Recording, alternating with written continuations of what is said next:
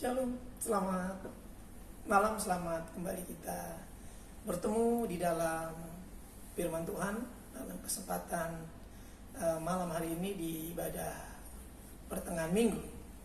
Namun seperti biasa sebelum kita masuk ke dalam kebenaran firman Tuhan, kita berdoa terlebih dahulu. Terima kasih buat kemurahan, kasih dan penyertaan-Mu, bahkan pengampunan-Mu yang senantiasa ada dalam kehidupan kami, supaya kami tetap berada di dalam kehendak dan rencana-Mu ya Tuhan. Karena tanpa kekudusan, tanpa pengampunan Tuhan, kami tidak mungkin bisa bertemu dengan firman kebenaran. Karena firman-Mu kudus, dan firman-Mu berkata, kuduskanlah mereka dalam kebenaran. Firman-Mu adalah kebenaran. Buat kami mengerti malam hari ini, buat kami paham dan kami hidup dalam firman Allah. Dan firman Allah, firman Yesus Kristus, Injil yang adalah kekuatan Allah yang menyelamatkan, menjadi bagian semangat hidup kami dalam mengiring Tuhan. Dalam Kristus kami berdoa dan kami siap belajar firman Tuhan. Haleluya. Amin. Bapak Ibu Saudara yang dikasihi oleh Tuhan, pada kesempatan malam hari ini kita akan membaca dalam Injil Lukas 13. Injil Lukas pasal 13 ayatnya yang ke-34 ya. Bagaimana kerinduan hati Yesus ini dapat kita lihat dan dapat kita rasakan ketika kita membaca firman ini.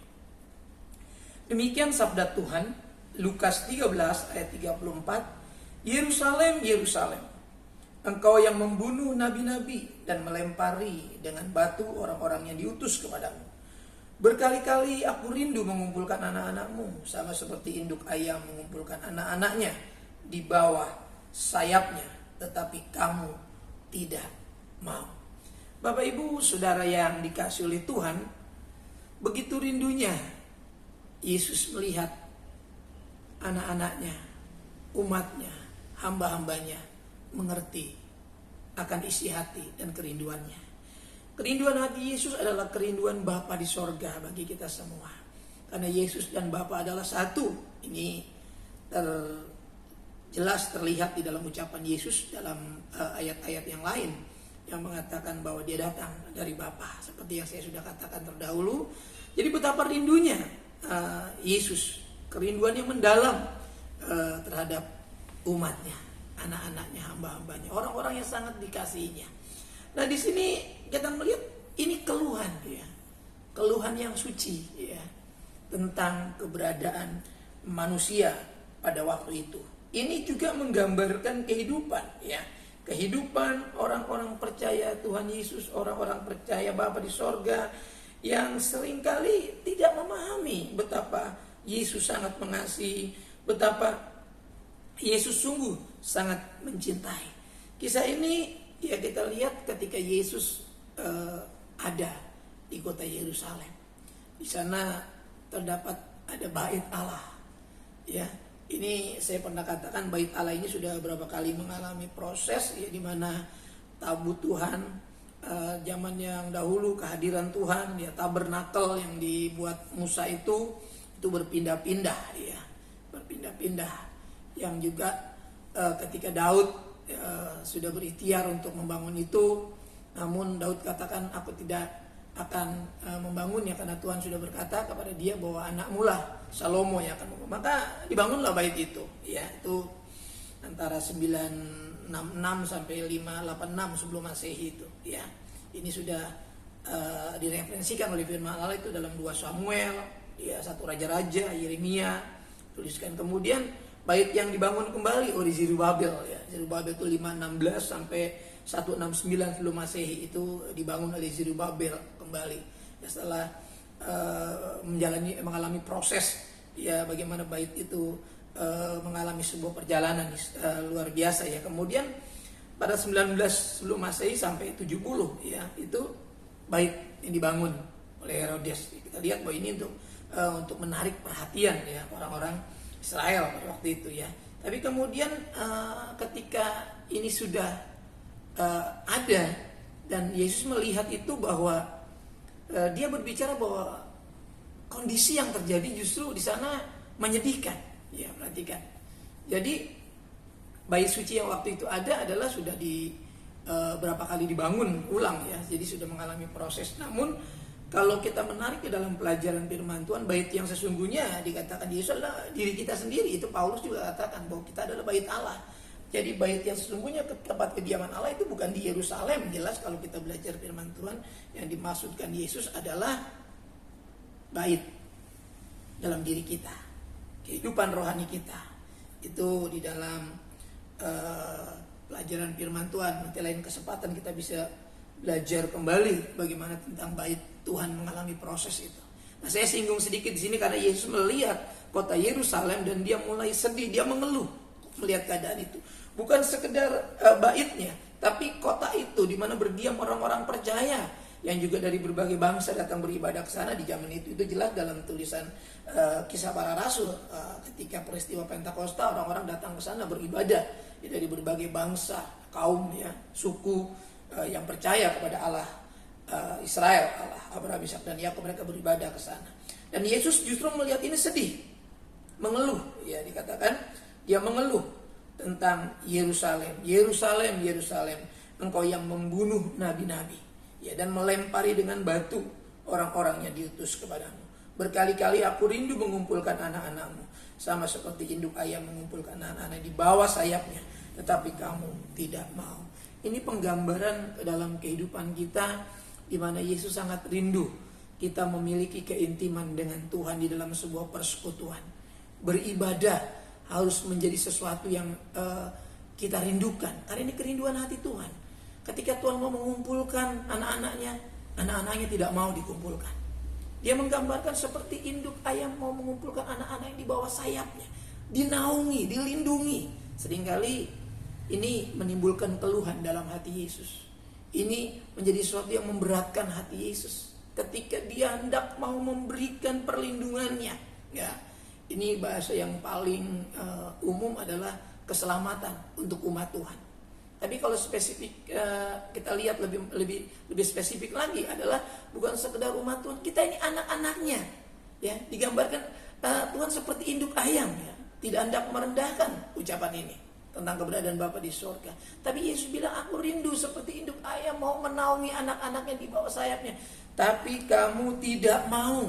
Ini keluar dari mulut Yesus. Yesus tahu siapa yang mau atau tidak mau dilindungi. Seringkali kita merasa bahwa dekat dengan Tuhan kurang nyaman, karena dekat dengan Tuhan terlalu banyak aturan, ya, sehingga orang berpikir udah gak usah terlalu suci lah, tidak terlalu rajin lah, tidak terlalu taat lah, nanti terlalu banyak aturan, ya kan? Nanti kalau jadi Kristen sungguh-sungguh, nggak boleh ini, nggak boleh itu, jangan begini, harus ini, harus itu. Lebih baik Kristen yang biasa-biasa aja lah, standar-standar saja lah. Ini kan yang seringkali ada dalam pemikiran kita.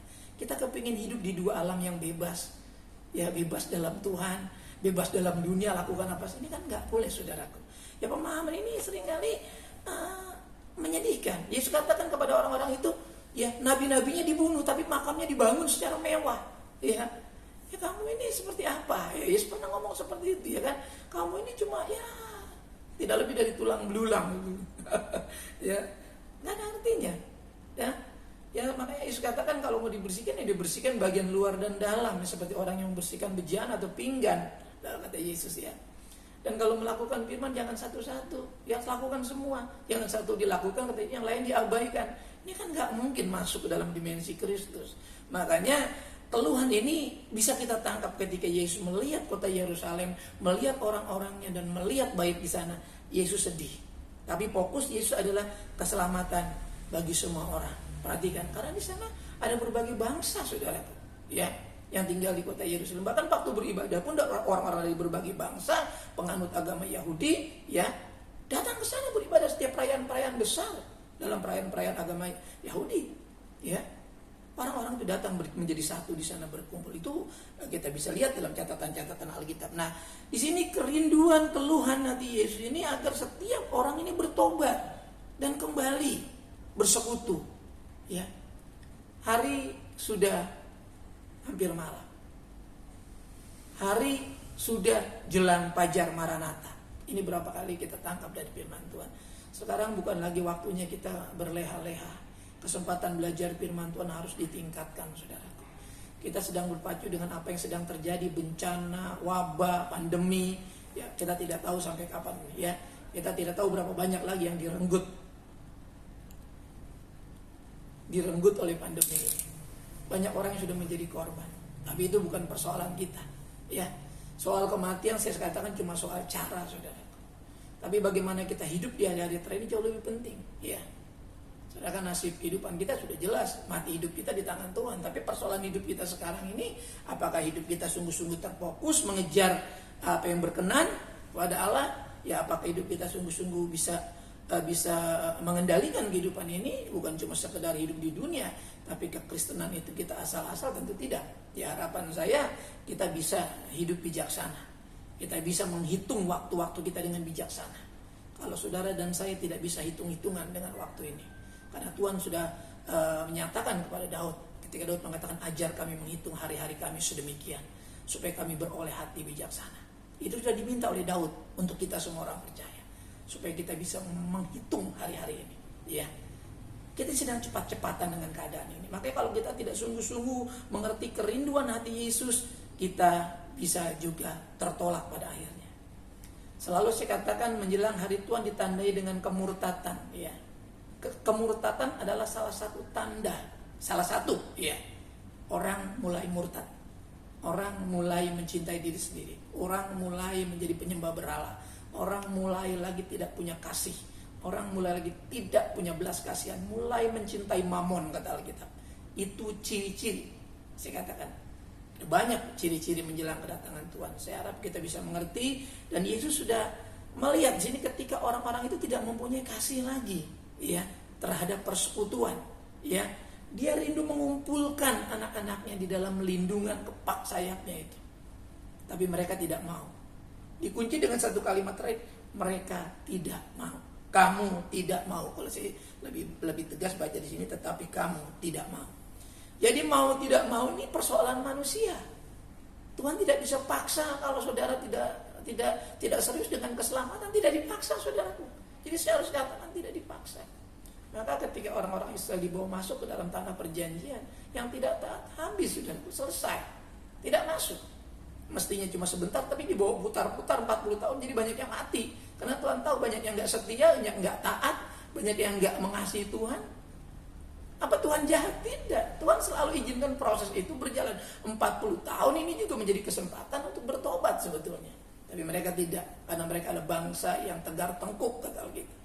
Hari-hari ini juga kalau kita tegar tengkuk, hari ini kalau kita tidak mau mendengar instruksi firman Tuhan, kita sedang cepat-cepatan dengan waktu ini. Iya, kita sedang cepat-cepatan dengan waktu ini. Siap atau tidak siap menghadapi fakta hari ini, tinggal tergantung kita. Tuhan sudah kasih kita kasih yang begitu besar untuk mengasihi Tuhan. Ya, kasih ini diberikan lewat penebusan di atas Kalvari, lewat kematian kebangkitan Kristus, dan harganya mahal kasih ini, saudara. Jangan sia-siakan. Dan kehidupan Kristen kita itu bernilai tinggi. Saya selalu katakan, hanya orang-orang yang bodoh yang membuang keselamatan dan murtad, saudara. Kenapa? Karena hidup saudara seharga darah Yesus. Mahal, terlalu mahal. Tidak bisa ditakar dengan apapun. Saya selalu ingatkan ini supaya jangan sampai ada kita yang kemudian hanya karena persoalan kecil lalu kita tidak taat lagi kepada Tuhan. Hanya persoalan kecil kita tidak mau lagi mengasihi Tuhan.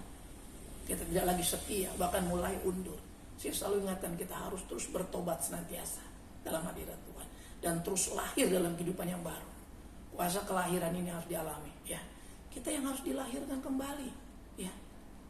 Roh Tuhan akan mengerjakan itu. Jadi ia ingin kita dinaungi, saudaraku, tadi. Jadi jangan sampai kita di hari-harinya sangat mengerikan di luar sana, di dalam rumah pun ngeri, saudaraku. Ya. Hanya dalam hadirat Tuhan kita aman. Saya percaya di dalam hadirat Tuhan, di dalam bersekutu dengan Tuhan itu aman. Siapa yang bisa melawan Tuhan?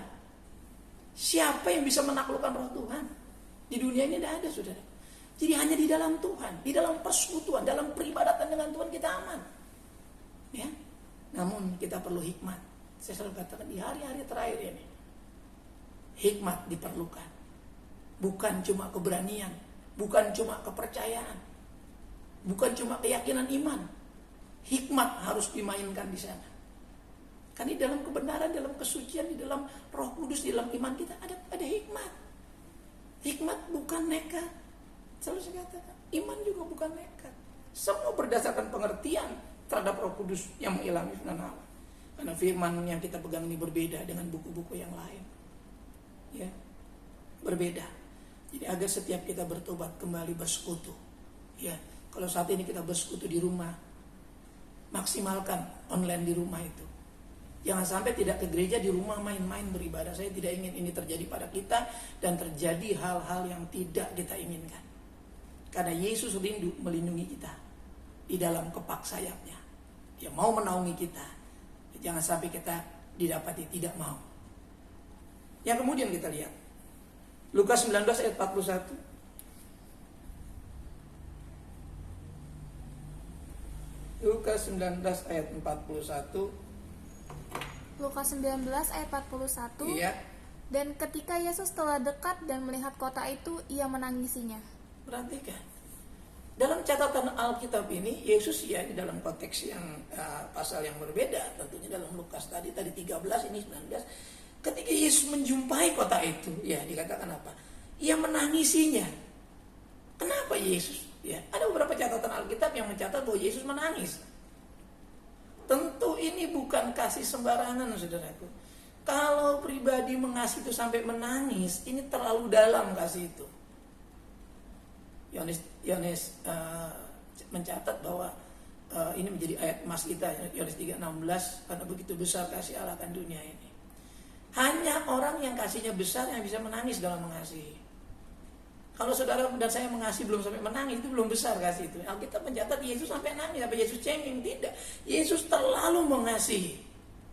Yesus betapa rindu peribadatan itu benar, suci, kudus, penuh dengan kepedulian, belas kasihan. Maka Yesus katakan yang diingini Tuhan adalah belas kasihan, bukan persembahan. Apa persembahan tidak penting? Penting. Persembahan tanpa belas kasihan, tanpa kasih itu tidak ada artinya. Maka saya katakan orang-orang yang mau melayani, memberikan persembahan harus dengan apa? Ketaatan mendengar firman Allah. Karena menghampiri untuk mendengar ada lebih baik daripada persembahan apapun, kata firman Allah. Jadi apakah persembahan tidak baik? Baik kalau didasarkan dengan ketaatan mendengar dan kasih yang besar. Belas kasihan. Maka selalu saya katakan orang yang tidak punya belas kasihan, kata firman Allah, nanti akan berlaku hukuman tanpa belas kasihan. Kan ngeri sudah. Selalu mengucapkan kata ngeri ini saya ucapkan dalam pokok bahasa. Kenapa? Ini warning. Nah seringkali kita melakukannya tanpa belas kasihan. Ya, kalau saudara dan saya bisa taat itu karena kita mengasihi Tuhan. Kalau orang tidak taat karena dia tidak mengasihi Tuhan. Kalau orang tidak melakukan firman dengan sungguh-sungguh karena dia tidak mengasihi Tuhan.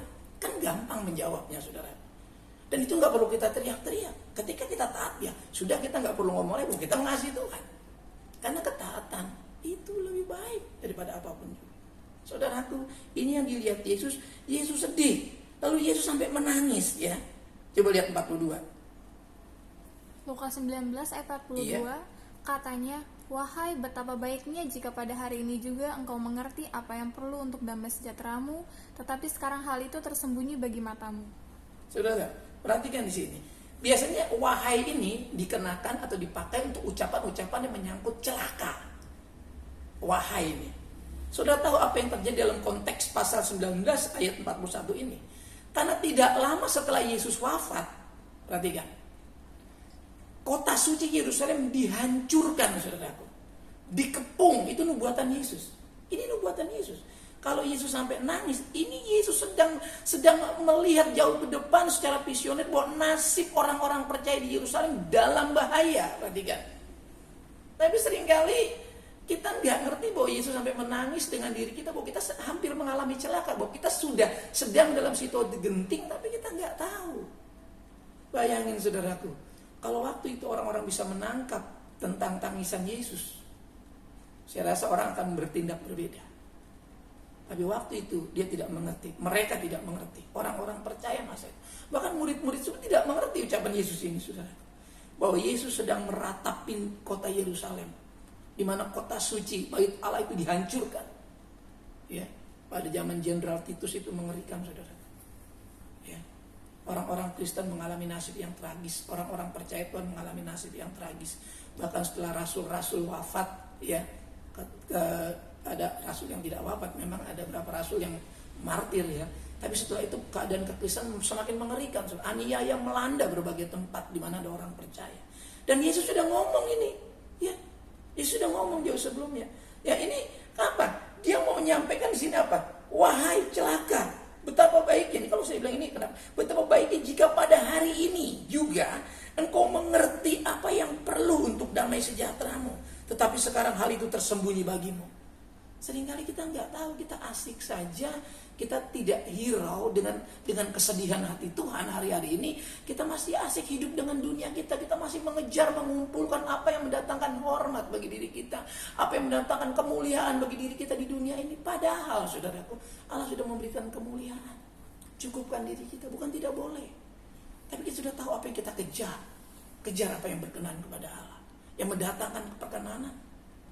Saudaraku, saudara tahu apa yang terjadi setelah ucapan ini?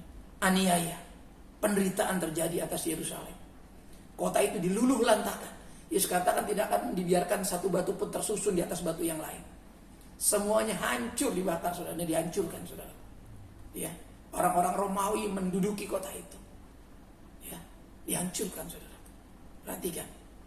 Kalau kita lihat di sini, Yesus mengatakan satu hal. Ya, ini lebih kepada tempat persekutuan yang sudah dihancurkan, saudaraku. Ya, tapi ketika tempat persekutuannya dihancurkan, bait Allah dihancurkan, apakah nasib orang Kristen, orang percaya nggak menjadi susah? Ya susah, saudaraku, susah. Ya tadi saya bilang tentang manusianya, ya, poin yang pertama, agar semua manusia diselamatkan, bertobat, kembali bersekutu. Nah sekarang ini tempatnya dihancurkan. Mau bersekutu di mana? Tempatnya dihancurkan. Ya. Kalau sekarang gereja nggak dihancur, gerejanya ditutup, saudaraku. Karena mengingat satu dan lain hal, ya saya tidak menyalahkan keadaan. Saya lihat ini proses, ini proses buat iman kita. Apakah kita sungguh-sungguh beribadah di rumah ketika gereja ditutup? Apakah saya di pastornya beribadah sungguh-sungguh? Ini kan ujian, saudaraku. Hanya Tuhan yang tahu kita sungguh-sungguh mengasihi Tuhan atau tidak. Saya nggak lihat saudara di rumah masing-masing, tapi saya cuma himbau beribadah sungguh-sungguh, baca firman Tuhan, memuji Tuhan. Karena apapun bisa terjadi, pandemi ini bisa menimpa siapa saja. Yang sudah kena pun bisa kena, yang belum kena pun ya. Saya tidak mendoakan supaya kita kena, tapi saudara kalau enggak betul-betul bergantung sama Tuhan, saudaraku. Ya. Karena kita sudah berdoa saja masih harus diluaskan terjadi. Kita sudah sungguh-sungguh masih luaskan terjadi. Intinya di mana? Kita harus mengerti. Kita harus tanya sama Tuhan, apa maksud semua ini? Saudara ini bikin, kenapa kok hamba Tuhan juga kena? Kenapa anak Tuhan juga kok kena? Apa Tuhan tidak sanggup melindungi? Apa kita berdoa salah? Tentu jawabannya dan pertanyaan bukan seperti itu. Ya, yang perlu kita tanyakan, saudara katakan, apa maksud semua ini Tuhan? Apa maksud rencanamu? Karena buat kita mau mati kapan saja, mau mati dengan apa saja, bukan persoalan. Justru kalau kita mati, kita sungguh-sungguh rindu. Sekarang kita bebas dari antikris, saudaraku. Orang-orang yang dipanggil Tuhan seharusnya bersyukur. Ya, justru kita yang masih umur panjang ini agak ngeri kalau kita nggak sungguh-sungguh. Kalau datang masa-masa yang sukar, aniaya, apa kita sanggup bertahan? Ya, dengan model penderitaan yang ringan saja seringkali kita sudah putus asa dan hampir-hampir tidak percaya. Apalagi kalau antikris yang datang, aniaya yang mengerikan, kesusahan yang besar. Ya bukan kita khawatir, saya harus bertanya kembali, apakah kita sanggup menghadapi ini semua? Jadi persoalannya bukan masalah pandemi atau yang lain. Persoalan apakah kita sungguh-sungguh mengerti kesedihan hati Tuhan, tangisan Yesus. Ya, perhatikan. Dikatakan ada kata yang sangat indah di sini ucapan. Coba ulang sekali lagi ayat 42, perhatikan. Lukas 19 Nanti garis bawahi kata yang dalam hati saudara.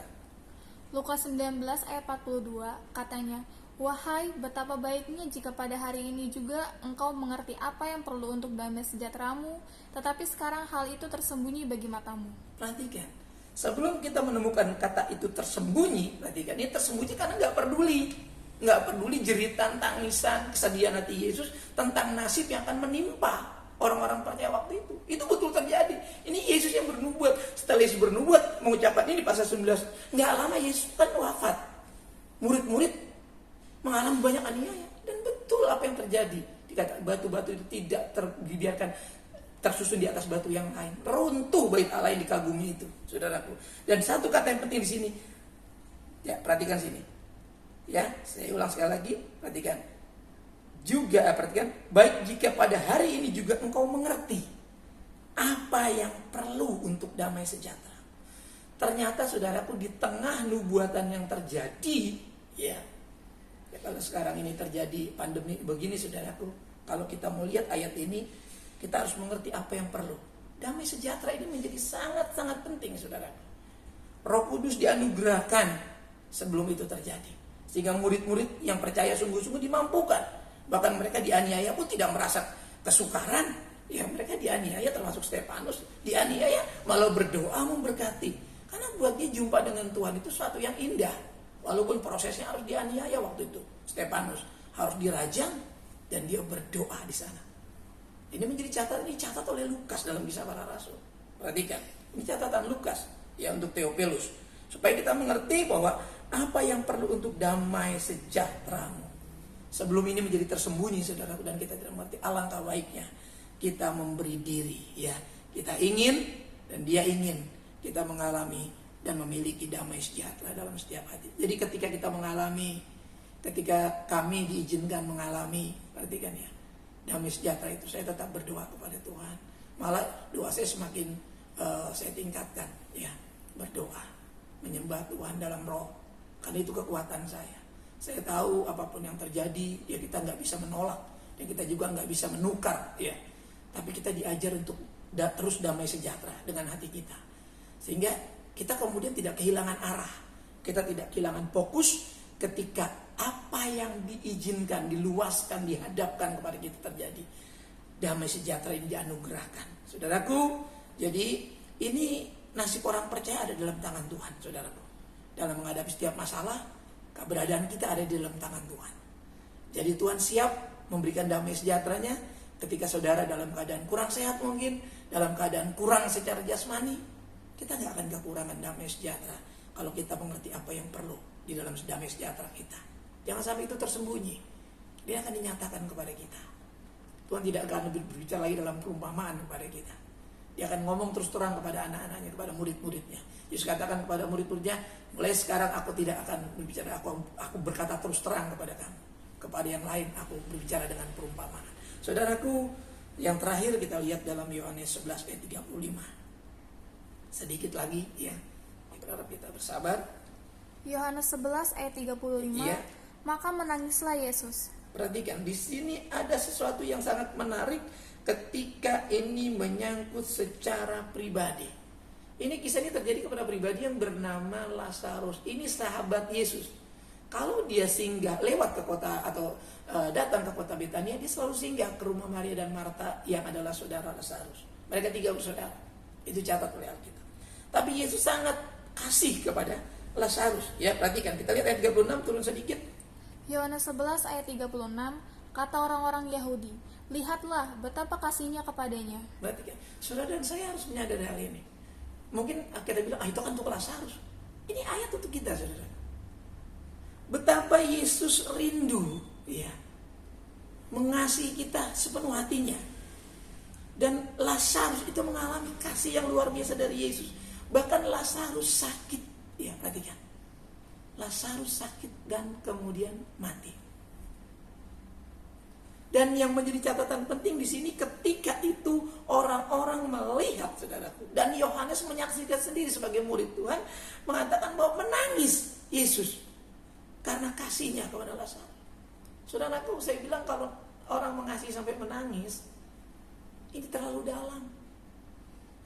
Ya, kalau orang yang dikasih tidak mengerti juga pasti Yesus akan sedih, ya, terlalu dalam sedihnya. Nah, Lazarus ini mengasihi Yesus, tapi Lazarus kemudian sakit dan mati.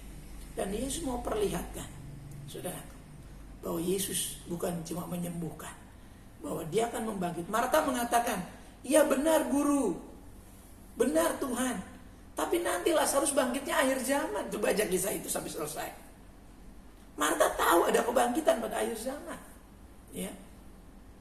Walaupun ada kelompok yang tidak percaya tentang kebangkitan, ya, karena Israel ada 2 masa, ya, Saduki dan Farisi. Saudara, tapi Marta percaya ada kebangkitan akhir zaman. Yesus bilang, aku mau membangunkan Lazarus. Artinya apa, saudara? Ya, hal yang paling penting saya mau catat bukan soal kebangkitan Lazarus, karena Lazarus setelah itu mati lagi, saudara. Tapi ada pelajaran penting, ya saudaraku. Tuhan mau memberikan kita hidup kekal, kebangkitan pada akhir zaman, seperti yang diucapkan Marta. Ya, Lazarus akan bangkit tapi pada akhir zaman nanti. Benar, saudaraku. Tapi Yesus juga mau tolong kita. Dia mau peragakan kasihnya kepada kita. Saudaraku, ia menangis karena kasihnya kepada Lazarus terlalu mendalam. Saudaraku, saya berharap, ya, kasih ini juga kita alami.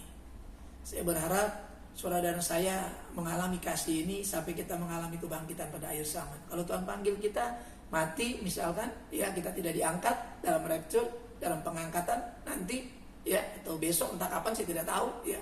Karena kita tidak tahu kapan dia datang, kapan dia mengangkat kita. Cuman kita disuruh berjaga-jaga. Berjaga-jaga berarti menyelidiki firman Tuhan. Menyelidiki apa yang terjadi tentang kebangkitan, tentang pengangkatan, tentang kematian orang percaya perlu kita selidiki juga. Supaya kita sungguh-sungguh mengerti bahwa hidup ini adalah mengandung berkat. Ada hidup kekal yang Tuhan sudah siapkan buat hidup kita sekarang ini. Apapun yang terjadi, mari melihat kerinduan hati Yesus ini dari renungan kita malam hari ini. Jangan sia-siakan. Jangan biarkan Yesus menangis. Jangan biarkan Yesus mengeluh. Jangan biarkan Yesus bersedih hati. Karena kasihnya terlalu besar buat saya dan saudara. Jangan lagi hidup di dalam kemasabodohan. Jangan lagi lalai dengan janji-janji Tuhan. Siapkan hati kita untuk sebuah lawatan Tuhan. Bebaskan diri kita untuk siap menyongsong jelang kedatangan Tuhan. Jangan terlena dan jangan lemah hanya karena keadaan, persoalan. Kita punya target, kita punya pergumulan, yaitu hidup rohani kita. Tuhan mengasihi kita akan berdoa. Terima kasih Tuhan buat pelajaran malam hari ini mengenai kerinduan hati Tuhan. Kami percaya oleh karena Roh Kudus kami menjadi semakin mengerti bahwa kami tidak sendiri. Ada pribadi yang siap mengasihi kami. Ada pribadi yang siap menolong kami. Ada pribadi yang siap melimpahkan damai sejahtera ketika harus mengalami apapun yang diperhadapkan. Dan ada janji yang menyiapkan hidup kekal dengan kasih yang besar. Kami percaya tangisan Yesus terhadap Lazarus adalah tangisan kasih yang memberikan kehidupan kebangkitan untuk masuk dalam kehidupan yang kekal. Terima kasih, firman-Mu sangat luas, firman-Mu sangat dalam, firman-Mu tak terselami pikiran kami. Terima kasih, namun Roh Kudus sudah membagi kepada kami sedikit pemahaman dari kebenaran ini. Terus perkaya kami dalam hasanah rohani kami, supaya kami menjadi pribadi yang diperkaya, bukan dengan perkara materi semata, tapi ada perkara-perkara kekayaan dalam Kristus, dalam kelimpahan kasih karunia, supaya banyak orang melihat keselamatan di dalam kehidupan kami. Dalam Kristus kami berdoa dan mengucapkan syukur, berterima kasih buat berkat pemahaman firman Tuhan malam hari ini. Haleluya, dalam nama Yesus, amin. Bapak Ibu Saudara yang dikasihi oleh Tuhan, pada malam hari ini saya berdoa supaya kita semua dalam keadaan yang baik, ya. Jangan biarkan iblis mengganggu saudara, jangan biarkan iblis merusak rencana Tuhan dalam diri saudara dengan hidup tidak sungguh-sungguh, dengan hidup tidak memperhatikan firman Tuhan. Tapi mulailah hidup dengan peduli, dengan mengasihi, dengan fokus kepada kekristenan kita, supaya waktu yang singkat sebagai orang Kristen ini kita gunakan sebaik-baiknya untuk belajar kehendak Tuhan. Saya dan saudara butuh pertolongan Tuhan. Saya dan saudara butuh damai sejahtera Tuhan. Saya dan saudara butuh jawaban daripada Tuhan. Pesan saya untuk tetap terapkan protokol kesehatan, ya, dengan menggunakan masker, ya, mencuci tangan, menjaga jarak, ya, hindari kerumunan, kurangi mobilitas, dan bagi yang sudah divaksin juga saya harap untuk tetap waspada, tetap gunakan protokol kesehatan. Ya, saya percaya hanya Tuhan yang dapat melindungi kita secara sempurna. Hanya Yesus yang dapat menyembuhkan secara sempurna. Start beribadah di rumah masing-masing, tetap bergumul, tetap doakan kami untuk saya tetap siap sedia membagikan makanan rohani bagi saudara untuk didistribusikan ke rumah masing-masing. Sampai bertemu dalam ibadah berikutnya. Kita akan masuk di malam hari ini dan kita akan berdoa mengakhiri persekutuan kita malam hari ini. Kita tunduk kepala. Kami bersyukur buat intimitas yang terbangunkan malam hari ini ya Tuhan. Kalau kami sudah memuji-muji, membesarkan nama Tuhan, kami juga sudah mempersiapkan persembahan-persembahan kami untuk membantu pekerjaan Tuhan suci dan kuduskan. Kami juga sudah mendengarkan firman Tuhan, kiranya firman yang disampaikan Yesus ribuan tahun yang lalu tetap aktual dalam hati dan iman kami, sehingga firman ini selalu segar, makanan rohani selalu baru dalam hati kami, sehingga kami menjadi semakin mengerti bahwa tidak ada keselamatan di tempat lain, hanya di dalam Yesus Kristus. Hanya Yesus yang sanggup menyelamatkan dari keadaan-keadaan kami. Hanya Yesus yang sanggup menyelamatkan dari dunia yang dalam ancaman ini. Bahwa Tuhan akan membawa kami masuk ke dalam kehidupan yang kekal yang Tuhan sudah siapkan. Sekali lagi Tuhan, kalau ada anak-anakmu yang saat ini lemah, saat ini ketika mereka mendengar firman Tuhan, timbul iman dalam nama Yesus, mereka menjadi kuat. Yang dalam pergumulan, dalam ikatan, dalam sakit penyakit, penderitaan, engkau dibebaskan oleh firman Allah dalam nama Yesus. Jangan keraskan hatimu dan rendahkan dirimu di bawah tangan Tuhan yang kuat, supaya engkau menemukan pertolongan Tuhan tepat pada waktunya dalam nama Yesus. Bela dan tolong setiap keluarga lepas keluarga, para suami, para istri, anak-anak semua dalam pergumulan pekerjaan, dalam bisnis, usaha dagang, bahkan studi dan perkuliahan, bahkan pergumulan para orang tua kami lansia, para janda, duda, single parent, mereka berjuang sendiri. Tuhan tolong berkati mereka. Di dalam kesendirian mereka ada Tuhan Yesus yang siap menghibur, menolong, menyelamatkan. Buat umatmu semua bersungguh-sungguh mengasihi Tuhan.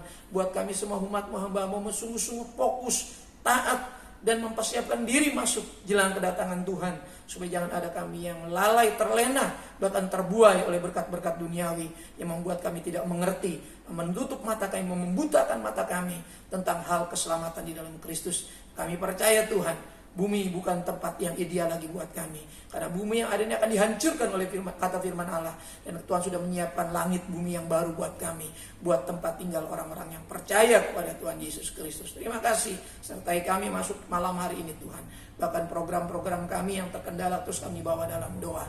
Kami serahkan gereja ini ke dalam tangan Tuhan. Walaupun kami harus beribadah di rumah, jangan kira ini mematahkan semangat kami dalam mengasihi Tuhan. Kami lebih sungguh lagi bersama keluarga kami mempersiapkan diri jelang kedatangan Tuhan. Buat program-program dari organisasi kami serahkan ke dalam tangan Tuhan. Kami menyerahkan pemimpin-pemimpin kami di organisasi kami, bahkan menyerahkan pemimpin-pemimpin di bangsa kami, program-program dari bangsa kami, dan kami berdoa buat kesejahteraan bangsa kami, dari Sabang sampai Merauke, dari Miangas sampai ke Pulau Rote. Jadikan negara kami, jadikan bangsa kami bangsa yang adil, makmur, dan kesejahteraan ada di mana-mana Injil Tuhan tak bebas diberitakan, nama Tuhan dipermuliakan. Karena kesejahteraan bangsa, kesejahteraan kota adalah kesejahteraan kami juga. Dan sertai kami memasuki malam ini, melewati malam ini dengan perlindungan kuat kuasa Tuhan, bahwa kami sampai besok pagi dengan umur yang diperpanjang, dengan berkat-berkat yang diperbaharui. Terpujilah Engkau Tuhan kekal hingga sampai selama-lamanya. Sidang jemaat yang dikasihi oleh Tuhan Yesus Kristus, sekarang buka kedua belah telapak tangan kita dan arahkan mata hati kita kepada berkat Tuhan. Turunlah kiranya anugerah damai sejahtera dari Bapa kita yang di sorga, kasih sayang kecintaan dari pengantara yang hidup Tuhan Yesus Kristus, persekutuan keintiman penyertaan Roh Kudusnya menyertai saya, menyertai saudaraku sekalian yang mulia malam hari ini sampai fajar Maranatha, dan menjemput kita di awan-awan yang permai. Dalam berkat nama Tuhan Yesus Kristus, kita yang diberkati Tuhan sama-sama katakan amin. Tuhan berkati kita. Shalom, salam sehat selalu.